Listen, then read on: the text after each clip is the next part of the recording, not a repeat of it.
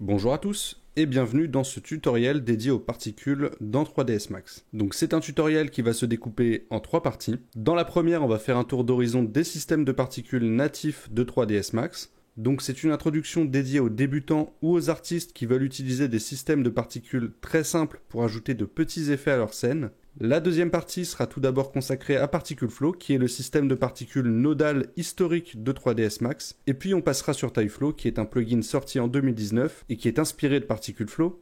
On va mettre en pratique nos connaissances pour reproduire notamment cet effet. Donc c'est un effet de duplication qui est inspiré d'Harry Potter. Voilà, donc ce sont des objets qui se dupliquent à l'infini. Dans la troisième partie, on continuera à faire d'autres exercices sur TypeFlow, donc on va faire du close notamment, du ragdoll, de la gestion de foule, de la destruction et plus largement de la gestion de particules. Donc un panel assez large d'effets qu'on n'a pas forcément l'habitude de voir dans des systèmes de particules classiques et qui sont même plutôt normalement dédiés à des logiciels plus spécifiques comme Houdini par exemple ou Golem pour ceux qui connaissent. L'idée, c'est qu'à la fin de ce tutoriel, vous ayez une base solide de connaissances pour être autonome dans TypeFlow.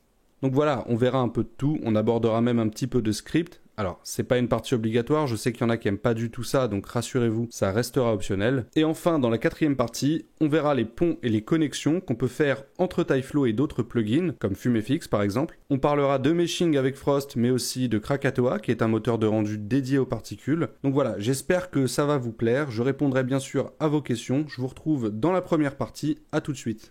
Donc je suis dans 3ds Max et on va pouvoir commencer la première partie. Alors avant toute chose, il faut déjà savoir de quoi on parle quand on parle de particules en 3D. Les particules, ce sont tout simplement des points dans l'espace 3D. Ces points, on va pouvoir en créer un certain nombre. Généralement, avec les ordinateurs d'aujourd'hui, on peut monter sans problème à plusieurs centaines de milliers, voire plusieurs millions de particules. Donc pour créer des particules, on va passer par ce qu'on appelle des systèmes de particules. Dans 3ds Max, les systèmes de particules natifs, on les trouve ici. Dans les standards primitifs, ici, on déroule et on va dans Particle System. Et donc on voit qu'on a plusieurs systèmes de particules disponibles. En fait, depuis la création des premiers logiciels 3D, on a tout un panel de systèmes qui ont vu le jour, des plus simples aux plus complexes, c'est ce qu'on va voir par la suite. Alors il faut bien comprendre que les particules sont des objets à part entière. Il ne faut pas les confondre avec des vertex qui sont également des points dans l'espace, mais qui eux sont en fait des sous-éléments d'une géométrie. Les particules sont vraiment une catégorie à part d'objets auxquels on va pouvoir attribuer des informations. Donc, par exemple, des informations de vitesse, de taille, de mèche, de couleur ou de rotation. En fait, le nombre d'informations va dépendre du système qu'on utilise.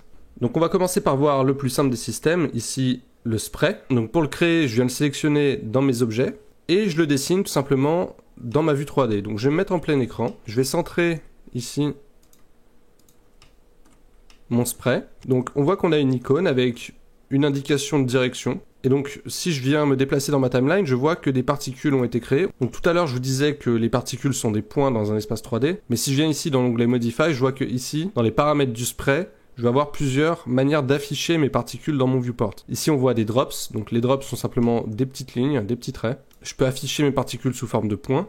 En fait le point, il faut vraiment le voir comme le centre de la particule. Mais je peux tout à fait afficher mes particules sous une autre forme, ici des petites croix. Alors vous voyez, il n'y a pas beaucoup de paramètres sur le spray. Ici je vois un viewport count, qui est en fait le nombre de particules affichées dans mon viewport. Si je fais F9 ici pour faire un rendu, vous voyez que j'ai un certain nombre de particules qui se rendent. Et juste en dessous, on a le render count. Alors le render count, c'est le nombre de particules qu'on aura au rendu. Vous voyez que si je mets beaucoup de particules, mettons 5000 dans mon viewport, et que je fais un rendu, vous voyez que j'en ai pas 5000 au rendu, tout simplement parce que mon render count ici n'est pas identique à mon viewport count. Mais du coup, si je mets 5000 en render count et que je refais un rendu, vous voyez bien ici que j'ai 5000 particules au rendu. Donc à quoi correspondent en réalité ces valeurs? En fait, c'est simplement le nombre maximum de particules qui peut être affiché dans le viewport. Donc j'aurai jamais plus que 5000 particules ici affichées dans le viewport. On peut très bien vouloir afficher 100 particules dans le viewport et en rendre beaucoup plus pour éviter d'alourdir le viewport et avoir des performances plus élevées. C'est pas forcément d'actualité avec les machines d'aujourd'hui. Vous voyez que j'ai aucune difficulté à afficher 5000 ou 20 000 particules dans mon viewport. C'était pas forcément le cas à l'époque où le système a été créé, où les ordinateurs étaient un peu moins performants. Mais voilà, ça peut toujours être utile à connaître. Donc vous voyez qu'ici j'ai des paramètres de vitesse. Donc le speed, c'est une information de vélocité tout simplement. Vous voyez que là, plus j'augmente mon speed, plus mes particules vont se déplacer vite dans l'espace 3D. J'ai aussi un paramètre de variation de vitesse. Vous voyez que ce paramètre-là, il va à la fois influer sur la vitesse, mais aussi sur la direction. Il va mettre une divergence dans la direction. Voilà, donc si je descends dans les paramètres de timing, vous voyez que j'ai la possibilité de faire démarrer mon système de particules à partir d'une certaine frame. Donc là ici je mets 35, c'est-à-dire qu'avant la frame 35 dans mon viewport, aucune particule n'a été émise. Je peux également leur donner une durée de vie plus ou moins longue. Je baisse drastiquement leur durée de vie. Vous voyez que les particules meurent beaucoup plus vite. En revanche, si j'augmente leur durée de vie à par exemple 200, un peu plus de 200, vous voyez que les particules vivent beaucoup plus longtemps. Et je peux venir régler la taille de l'émetteur, ici, ou même cacher mon émetteur. Vous voyez que si je tourne mon émetteur dans ma scène, les particules vont se déplacer en suivant la direction que pointe l'émetteur. Donc voilà, je peux complètement déplacer mon émetteur. Donc si on descend, on voit qu'on a différents types d'affichage. Pour le rendu, donc tétraédron, qui est en fait un type de géométrie particulier, et le facing, qui va nous permettre d'avoir des espèces de petits carrés qui fixent la caméra en permanence. Alors je vais en mettre un peu moins pour bien voir la différence. Vous voyez ici, j'ai des petits carrés qui fixent toujours la vue active. Peu importe où je me situe dans le viewport, les petits carrés là, ils vont toujours fixer la vue active. Ok? Et alors ce qu'on voit ici, c'est qu'on a aussi un paramètre de drop size. Pour l'instant, il est à 2. Ça ne fonctionne que sur l'affichage drops. En fait, c'est simplement la longueur des lignes, donc la longueur des drops ici, de nos particules. Et donc si je repasse en tétraédron ici pour le rendu, que je fais un rendu, la longueur de mes particules ici va correspondre à la valeur de drop size ici. Cacher l'émetteur, ça change rien à l'émission, c'est simplement qu'on ne le verra plus dans le viewport. Et vous noterez aussi que l'émetteur, lui, ne se rend pas. L'émetteur, il faut plus le voir comme un helper, donc une aide, une indication qui nous donne la position des particules et la direction dans laquelle elles vont se déplacer. Ok? Donc je vais recentrer et replacer mes particules, je vais simplement venir faire une rotation à 180 degrés pour qu'elle se déplace vers le haut. Je vais remettre ici mon start à 0. Je vais augmenter le life à 50. Et on va commencer à voir un peu ce qu'on peut faire avec les systèmes de particules dans 3ds Max. Donc là, vous voyez que je suis assez limité, je ne peux pas faire grand chose. Donc ce que je vais faire maintenant, c'est que je vais aller dans l'onglet Create, aller dans les Shapes ici, et choisir une line. Donc je vais me mettre en vue orthographique de gauche. Et je vais simplement venir dessiner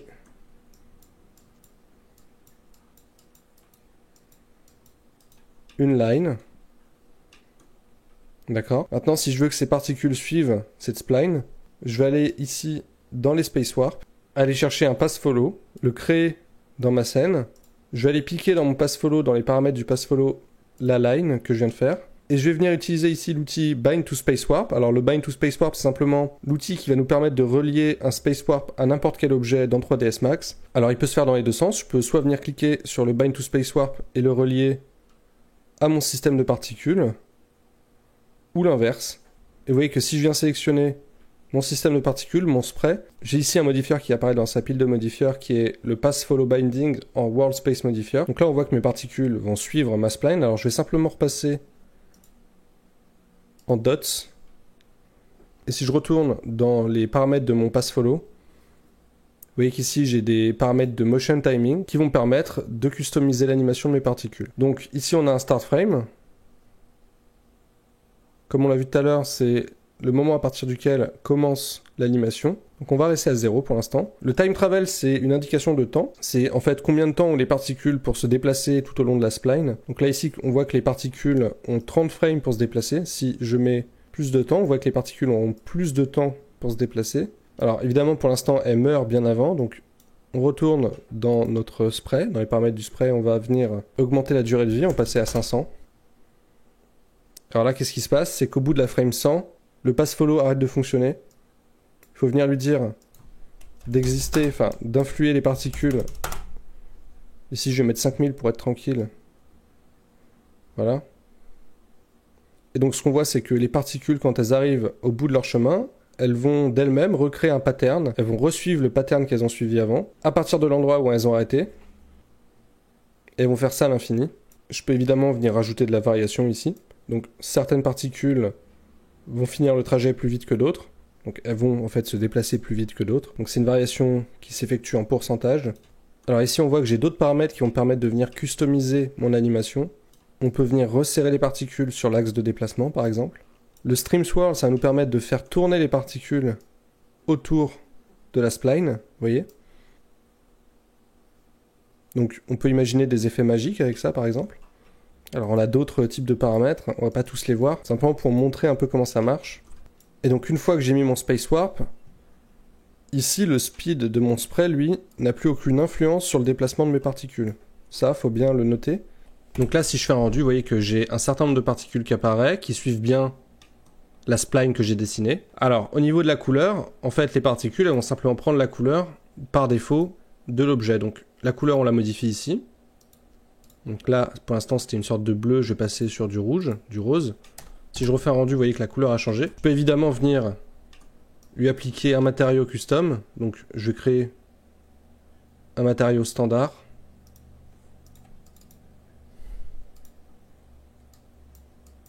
Je vais le passer en rouge, je lui applique, et à partir de là, c'est ce matériau-là qui va être appliqué au rendu.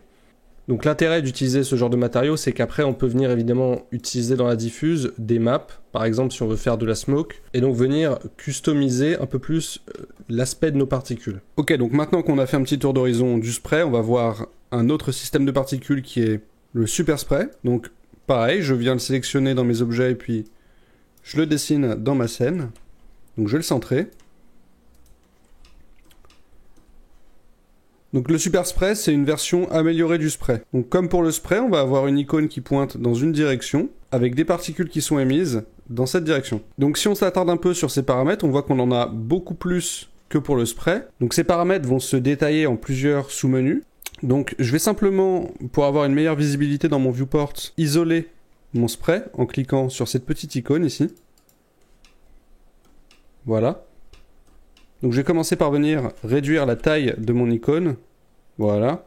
Et je vais tout de suite venir mettre 100% de mes particules. Vous voyez que de base, le super spray n'affiche que 10% des particules qui sont réellement calculées. Pour véritablement voir ce qu'on fait dans notre viewport, il faut afficher 100% des particules. Donc ce qu'on peut constater déjà, c'est qu'on a beaucoup plus d'options pour contrôler la direction et le déplacement des particules dans l'espace 3D.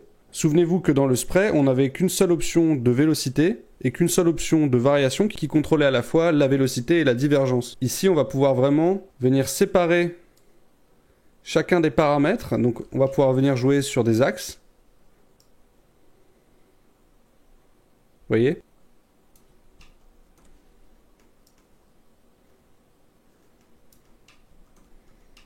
Comme pour le spray, vous voyez que j'ai différentes options d'affichage dans le viewport.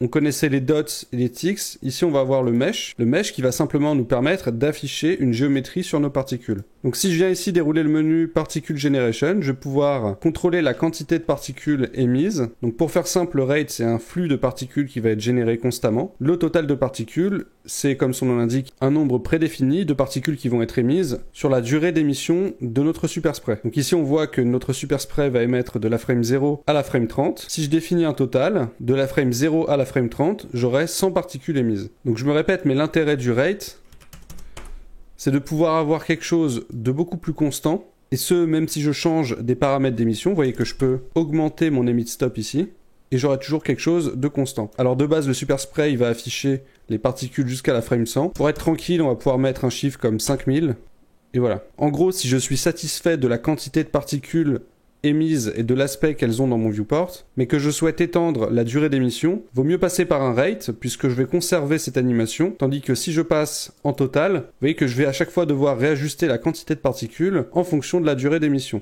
Ok ? Ici, on voit qu'on a des paramètres de taille. Alors pour l'instant, nos particules sont à 1. Ça ne fonctionne évidemment que si j'ai affiché des géométries sur mes particules. Si je reviens ici dans mes Basic Parameters et que j'affiche un dot, vous voyez que les paramètres de taille ne vont absolument rien changer à l'affichage du dot. Ça ne fonctionne donc que sur la géométrie. Donc je vais rester pour l'instant en mesh. Et dans les paramètres de taille, si on descend un peu, on voit qu'on a une option Grow For et Fade For. En fait, ce sont tout simplement des options qui vont nous permettre de faire grandir et rétrécir les particules au début et à la fin de leur vie. Donc là, on voit que sur 10 frames, les particules grandissent au début.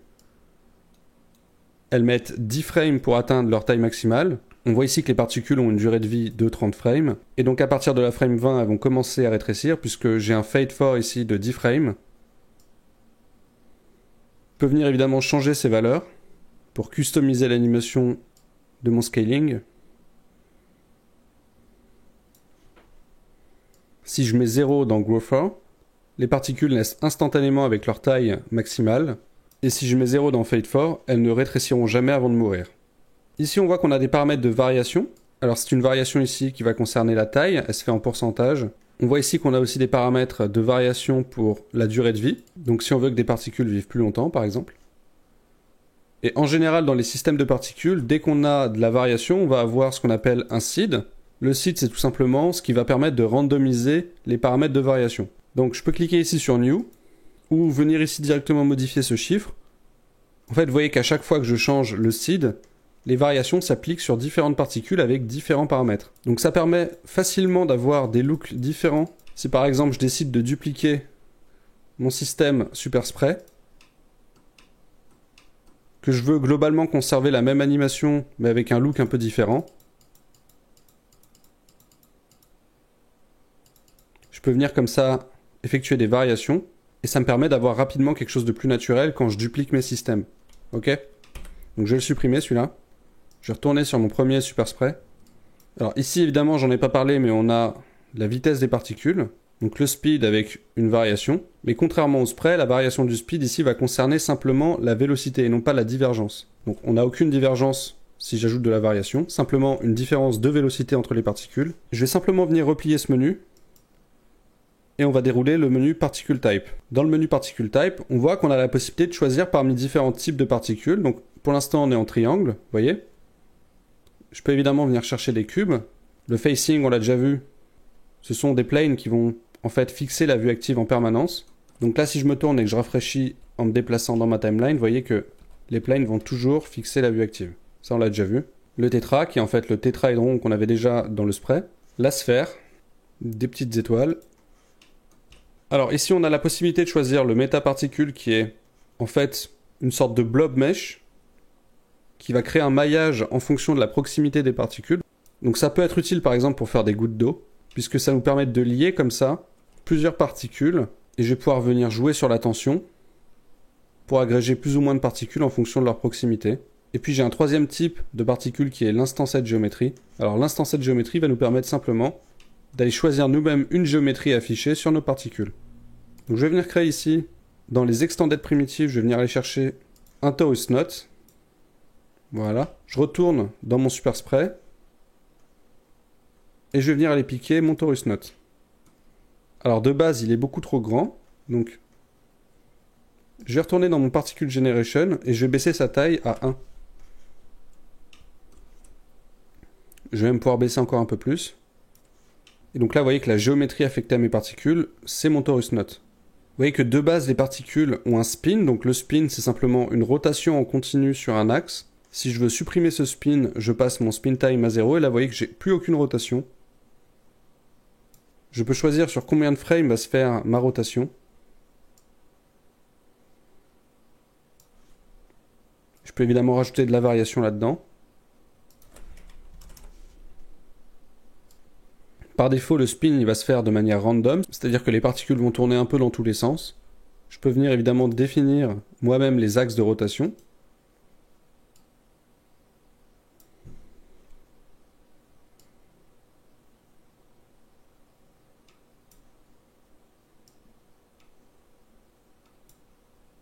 Je peux rajouter de la variation là-dedans, ou je peux simplement venir ici sélectionner cette option, Direction of Travel Motion Blur.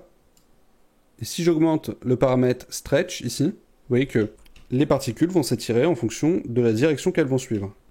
Donc je vais venir replier tous ces petits sous-menus. Dans les basic parameters, je remets à 0 tous les paramètres que j'ai changés, donc je repasse tout à 0 ici. Je peux laisser le mesh que j'avais choisi. Je vais me mettre dans ma timeline juste avant la génération de mes particules pour y voir un peu plus clair. Ce que je vais faire, c'est que je vais faire une rotation à 180 degrés. Je vais remonter un peu mon Super Spray au-dessus de la grille. Je vais refaire une rotation, une légère rotation de 10 degrés, allez 15 degrés. Je vais venir activer l'autokey en appuyant sur N, et je vais venir faire une rotation à 360 degrés sur l'axe Z. Ensuite, je sélectionne ces clés de rotation, je vais dans Track View Curve Editor. Je vais un peu agrandir ma fenêtre pour y voir un peu plus clair. Vous voyez que de base, j'ai mes clés qui ont été sélectionnées, puisqu'elles sont sélectionnées ici dans ma timeline. Je vais simplement les passer en linéaire, aller dans Edit, Controller, Out of Range Types, et les passer en relative repeat. Relative repeat, ça veut simplement dire que l'animation va se faire à l'infini. D'accord? Alors je vais quand même venir réduire ici la taille de mes particules. J'aurais pu aussi réduire la taille directement de mon torus knot. Et on va continuer de voir un peu comment on peut travailler avec les différents space warp dans 3ds Max avec le Super Spray. Pour ça, on va retourner dans les space warp, on va aller sélectionner les déflecteurs et on va venir choisir le déflecteur, tout simplement. On va le centrer dans la scène. Et comme pour le pass follow, on va venir utiliser le bind to space warp. On va venir relier notre space warp à notre système de particules. Et vous voyez que tout de suite, on a des particules qui rebondissent. Donc là, elles rebondissent à 100%, c'est-à-dire que si je vais dans les paramètres de mon déflecteur, je vois que j'ai un bounce à 1. 1, en fait, c'est une valeur normalisée d'un pourcentage, c'est-à-dire que le déflecteur ne va pas du tout absorber la vélocité des particules, il va retransmettre 100% de leur vélocité aux particules. Dans la vraie vie, si vous faites par exemple tomber des objets, mettons des billes sur le sol, elles vont jamais vraiment rebondir avec autant d'intensité que lorsque vous les avez lâchées. Elles vont perdre en fait en intensité parce que en fait une partie de la force va être retransmise à l'objet et une partie de la force va être diffusée dans le sol. Donc si on veut avoir quelque chose de plus réaliste, on peut venir réduire le bounce ici. Donc là on voit qu'on a des particules qui rebondissent un peu moins fort, mais elles continuent leur trajectoire. Donc maintenant, si je veux les faire rebondir sur le sol, donc retomber sur le sol, alors je vais déjà commencer par étendre un peu mon déflecteur ici. Voilà. Ce que je vais faire, c'est que je vais pouvoir venir aller chercher une force. Donc tout à l'heure, on a vu le pass follow. Maintenant, on va chercher la gravité. Donc la gravité, elle va se présenter sous forme d'une icône qui pointe de base vers le bas, puisque la gravité attire les objets vers le sol.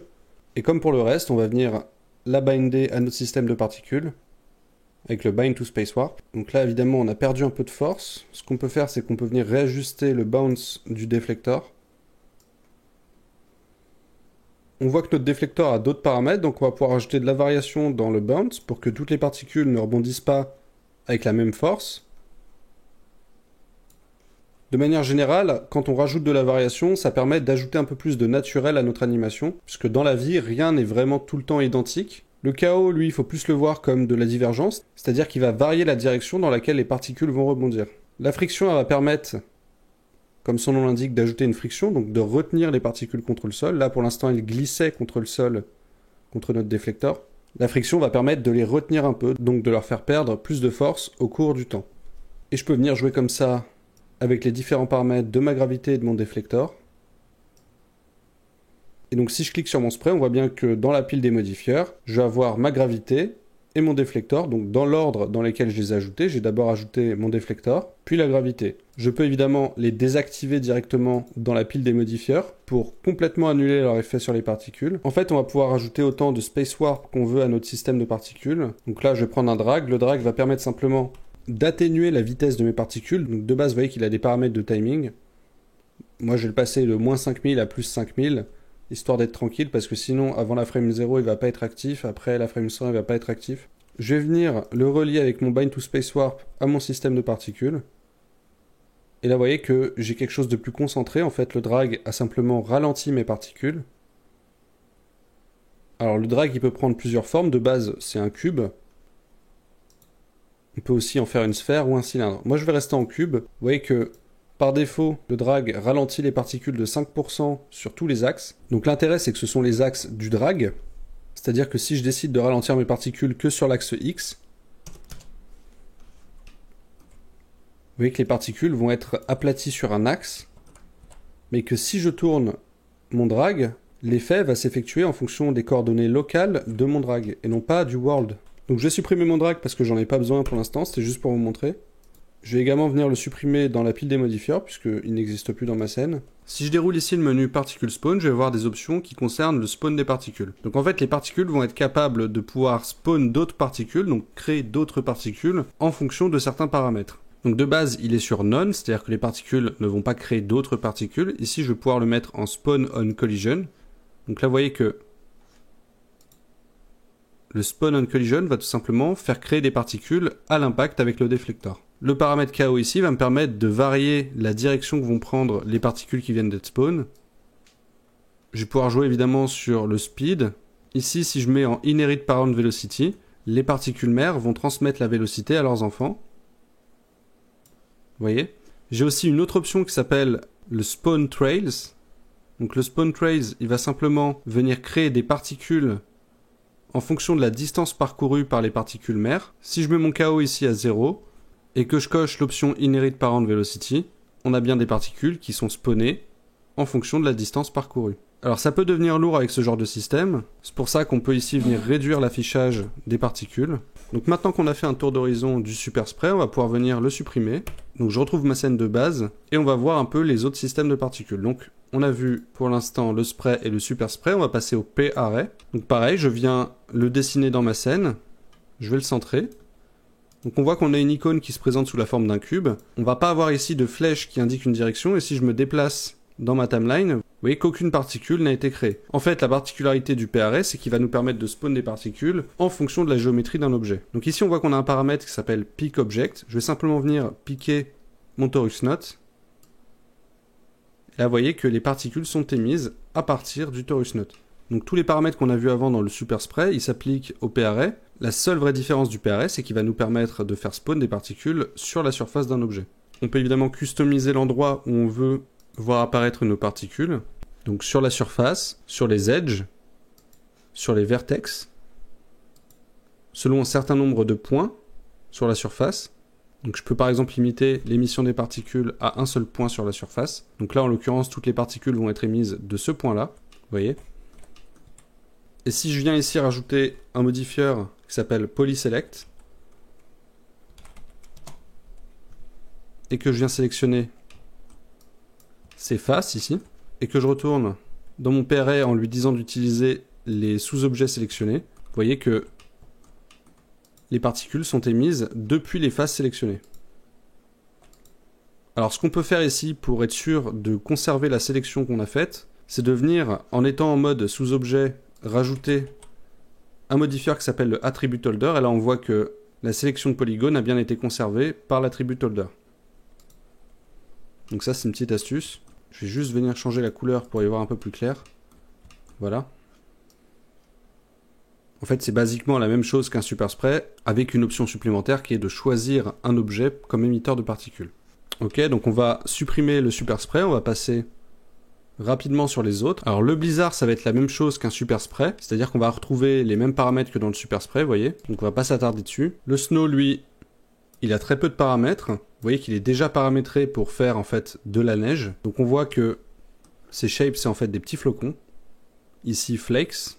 Donc si vous avez de la neige à faire, ça peut être utile, pourquoi pas. Mais sinon, voilà, autant utiliser un P-array si vous avez des choses plus complexes à faire. Alors le P-cloud, lui, il va être un tout petit peu différent des autres. Donc il se présente sous la forme d'une icône en forme de box. L'intérêt du P-cloud, c'est qu'il va avoir différents types d'émetteurs proposés. Vous voyez qu'ici, on peut afficher notre émetteur sous forme de box, de sphère, de cylindre, ou venir ici piquer un objet, et ensuite lui demander d'utiliser cet objet comme volume d'émission. Vous voyez, on voit pas très bien, mais là, les particules ont été créées à l'intérieur du torus node.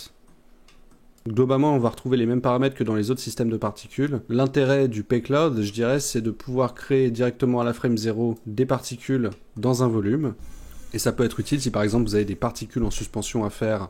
Ici, ça va être plus intéressant d'utiliser un total, puisque je veux, dans mon exemple de particules en suspension, avoir un nombre déjà prédéfini de particules à la frame 0. D'accord ? Je ne vais pas leur donner de vélocité dans le P-cloud, je vais venir ici créer dans mes forces un wind. Le vent, par défaut, si je le relie avec mon bind to space warp à mon système de particules, vous voyez qu'il va donner une vitesse aux particules. Ce que je vais faire ici, c'est que je vais lui enlever sa vitesse, je vais lui mettre une force de 0, et je vais venir jouer sur ses paramètres de turbulence.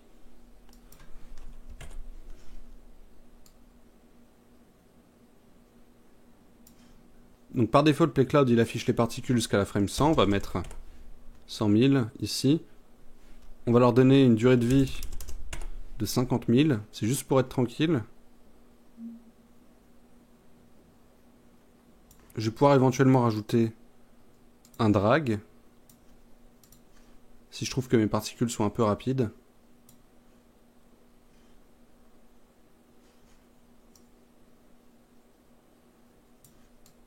Je vais venir ici modifier les paramètres de ma turbulence.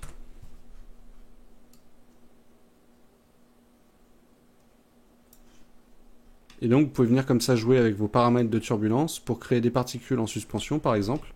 Donc quel est l'intérêt du payload? C'est de pouvoir créer des particules dans un volume, donc dans le volume de l'émetteur ou dans le volume du payload directement. Et il va pouvoir évidemment être réutilisable facilement, donc vous pouvez le merger d'une scène à l'autre, déjà paramétré, et ça va vous faire gagner du temps. Si par exemple vous avez des petits effets de particules en suspension, de plancton sous la mer par exemple, ou de poussière qui flotte un peu dans l'air, ça peut être intéressant d'utiliser un payload. Combiné par exemple à des particules en facing, ou un petit effet magique avec un matériel en self-illu par exemple.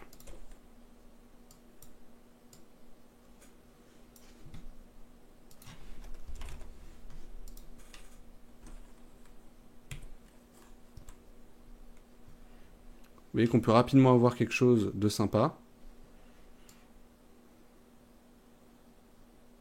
Donc on a fini avec les systèmes de particules basiques de 3ds Max. On se retrouve dans la prochaine vidéo pour parler de particle flow. A tout de suite.